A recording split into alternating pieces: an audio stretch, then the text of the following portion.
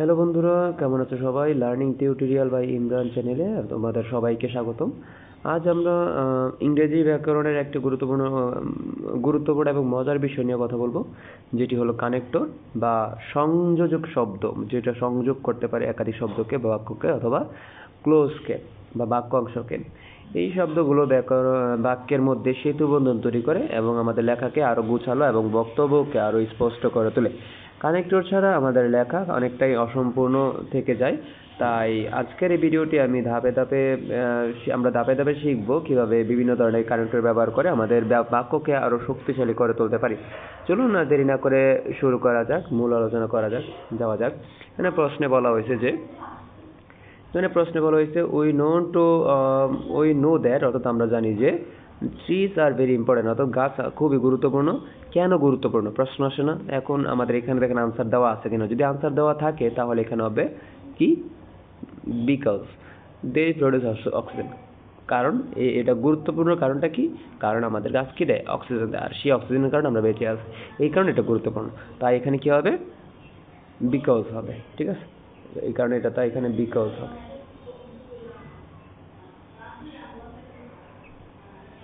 তারপরেরটা যদি আমরা দেখি যে এরপরে বলছে dash is must for all living creatures. আচ্ছা, যখন খালি স্থানের পর যখন ভার্ব থাকবে, যেমন এখানে ভার্ব আছে যেমন এখানে কি ভার্ব আছে? এখানে ভার্বটা হচ্ছে আমাদের যদি আমরা দেখি ইজ, এই ইজ থাকার কারণে খালি স্থান আছে গ্যাপ, ওই কারণে আমাদের এখানে রিলেটিভ প্রনাউন বসাতে হবে। রিলেটিভ প্রনাউন কি আমরা অবশ্যই জানি। রিলেটিভ প্রনাউন কয়েকটা আছে, এর মধ্যে গুরুত্বপূর্ণ কয়েকটা হচ্ছে দ্যাট, তারপর হচ্ছে হু, তারপর হচ্ছে হুইচ। এগুলো হচ্ছে আমাদের গুরুত্বপূর্ণ কয়েকটা রিলেটিভ প্রনাউন। এইগুলো আমাদের এখন ব্যবহার করতে হবে। তাহলে আমরা জানি যে খালি স্থানের আগে ভার্বের আগে যদি কি থাকে, গ্যাপ থাকে, সেই গ্যাপে কি হবে? তার আগের শব্দটা বলে দিবে। অর্থাৎ যদি আগের শব্দটা মানুষ হয় তাহলে আমরা আনতে হবে হু, যদি অমানুষ বা বস্তু বা জীব হয় তাহলে আমাদের আনতে হবে হুইচ। তাহলে এখানে অবশ্যই আমাদের কি বসাতে হবে? হুইচ বসাতে হবে। আর এই ব্যাপারে আরো ভালো করে জানতে হলে আমাদের আগের প্র্যাকটিসগুলো দেখো, তাহলে আশা করি তোমরা এগুলো বুঝতে পারবে। তাহলে এখানে অবশ্যই কি বসাতে হবে? আমাদের এই খালি স্থানে আমাদের বসাতে হবে হুইচ, কারণ এটা বস্তু বা আইডিয়া টাইপের কিছু বলছো, এই কারণে হুইচ বলবে। তারপর যদি আমরা আসি, they are best friends we are not conscious of it. অর্থাৎ এখানে বলা হয়েছে যে গাছগুলো আমাদের আসল প্রকৃত বন্ধু, কিন্তু আমরা সেগুলো কি করি না, যত্ন নিই না। তাহলে এখানে বলছে ভালো কিছু বলছে, গাছ আমাদের বেস্ট ফ্রেন্ড বলছে, আর এখানে বলছে আমরা কিন্তু সেই বেস্ট ফ্রেন্ডগুলো কি দিই না, পাত্তাই দেই না। সেই ক্ষেত্রে কি হবে? এখানে বাট দিতে পারেন, দো দিতে পারেন, অলদো দিতে পারেন, ঠিক আছে? আমরা বাট কখন দিব? খালি স্থানের আগে পজিটিভ, খালি স্থানের পর নেগেটিভ কিছু, অথবা খালি স্থানের আগে নেগেটিভ, খালি স্থানের পরে পজিটিভ, অর্থাৎ প্লাস মাইনাস অথবা মাইনাস প্লাস হইলে আমাদের বাট দিতে হবে, দো দিতে হবে। আমরা এখানে বাট দিলেও পারবো, দো দিলেও পারবো, অলদো দিলেও পারবো, ঠিক আছে? এখানে দোটা লিখে দিচ্ছি, দো দিলেও পারবো, অথবা এখানে আমরা কি দিতে পারি? অলদো দিলেও পারি, ঠিক আছে? এই শব্দগুলো আমরা এখানে দিতে পারবো মাঝখানে। আচ্ছা, এখানে পজিটিভ বলছে, এখানে নেগেটিভ বলছে, এই কারণে আমরা এখানে কি দেবো? বাট দেবো। পরেরটা যদি আমরা দেখি, টাইম ইজ কামিং, অর্থাৎ সময় আসিতেছে। There will be not tree left for us, অর্থাৎ কোনো গাছ কি তখন কি হবে না, থাকবে না। তাহলে এখানে বলছে যে খালি স্থানের আগে যদি আমরা দেখি, এখানে একটা সাবজেক্ট ভার্ব আছে, এখানে একটা সাবজেক্ট ভার্ব আছে, তাহলে দুইটা ক্লোজ আছে। তাহলে এখানে আমাদের যদি দেখি, এখানেও রিলেটিভ প্রনাউন বসবে। আমাদের রিলেটিভ প্রনাউনগুলো তো অনেক রকম আছে। একটা হচ্ছে ব্যক্তি রিলেটেড হয়, একটা হচ্ছে বস্তু রিলেটেড হয়, একটা হচ্ছে সময় রিলেটেড হয়, আর একটা হচ্ছে প্লেস রিলেটেড বা স্থান রিলেটেড হয়। এখানে সময় রিলেটেড বুঝাইতেছে, টাইম ইজ কামিং, অর্থাৎ সময় কি বুঝাইতেছে। ওই কারণে আমাদের এখানে কি বসাতে হবে? হয়েন বসাতে হবে,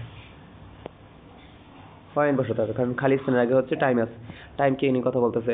আর এখানে আমাদের রিলেটিভ প্রনাউন দুই রকম হয়, একটা কিছু রিলেটিভ প্রনাউন অর্থাৎ হু হুইসের পর সাধারণত ভার্ব থাকে, আর অন্যান্য যে রিলেটিভ প্রনাউনগুলো আছে যেমন দ্যাট আছে, হোয়েন আছে, হোয়ার আছে, এগুলোর ক্ষেত্রে সাধারণত কি থাকে? একটা সাবজেক্ট, তারপর একটা ভার্ব থাকে। এই কারণে এখানে কি হবে? হোয়েন হবে। এরপরেরটা যদি আমরা দেখি, এরপরেরটা বলছে we should plant more and more trees for on shake, অর্থাৎ সাধারণত লাস্টের বাক্যটা যদি শুড থাকে সেক্ষেত্রে আমরা ইজিলি দিয়ে দিব সো, কারণ ফলাফলের ক্ষেত্রে ফলাফল প্রকাশের ক্ষেত্রে সো বসাতে হয়, দাস, মানে এত কিছু বললাম যে এটার একটা তো কিছু লাগবে। কি করণীয় বা কি করতে হবে এখন আমাদের, অর্থাৎ ভবিষ্যতে কিছু করণীয় হলে সেক্ষেত্রে আমরা সো বসাতে পারি। তারপর হচ্ছে দেয়ার ফর বসাতে পারি। হ্যাঁ, দেয়ার ফর হয়তো বানানটা পুরোটা আমি লিখতে পারবো না, আর ই লাস্টে আর ই আছে, দেয়ার ফর অথবা ডাজ বসাতে পারি, অ্যাজ এ রেজাল্ট বসাতে পারি, এগুলো বসাতে পারি।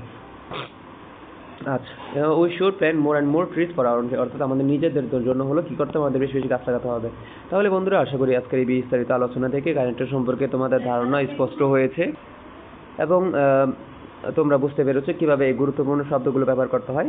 এইভাবে আমরা আমাদের কোচিং ব্যাচ পড়িয়ে থাকি, মাত্র 10 থেকে 12টা রুলস দিয়েই আমাদের কানেক্ট শেষ করে ফেলি। মনে রাখবেন, নিয়মিত অনুশীলনই সাফল্যের চাবিকাঠি। তাই আজকের এই শেখা কানেক্টরগুলো ব্যবহার করে নিজ নিজ বাক্য তৈরি করে চেষ্টা করুন। যদি এই ভিডিওটি তোমাদের ভালো লেগে থাকে এবং কানেক্টর শেখার ক্ষেত্রে সহায়ক হয়, তাহলে অবশ্যই লাইক দিতে ভুলবেন না। আপনার বন্ধুদের সাথে শেয়ার করো, তোমরা তোমাদের বন্ধুদের সাথে শেয়ার করতে পারো, যাতে তারাও এই বিষয়টি ভালোভাবে শিখতে পারে। আর লার্নিং টিউটোরিয়াল বাই ইমরান চ্যানেলে আরও শিক্ষামূলক ভিডিও দেখতে চাইলে চ্যানেলটি সাবস্ক্রাইব করে পাশে বেল আইকনটি বাজিয়ে দিন, যাতে কোনো নতুন ভিডিও আপলোড হলে তোমাদের কাছে খুব দ্রুত চলে যায় নোটিফিকেশন। আপনাদের মূল্যবান বক্তব্য যদি থাকে তাহলে অবশ্যই কমেন্ট বক্সে জানাবেন। আমরা আপনাদের ফিডব্যাকের সময় মতো স্বাগত জানাবো। দেখা হবে পরের ভিডিওতে নতুন কোনো শিক্ষামূলক বিষয় নিয়ে। ততক্ষণ পর্যন্ত ভালো থাকুন, সুস্থ থাকুন, অনুশীলনে চালিয়ে যান। ধন্যবাদ। আল্লাহ হাফেজ। আসসালামু আলাইকুম।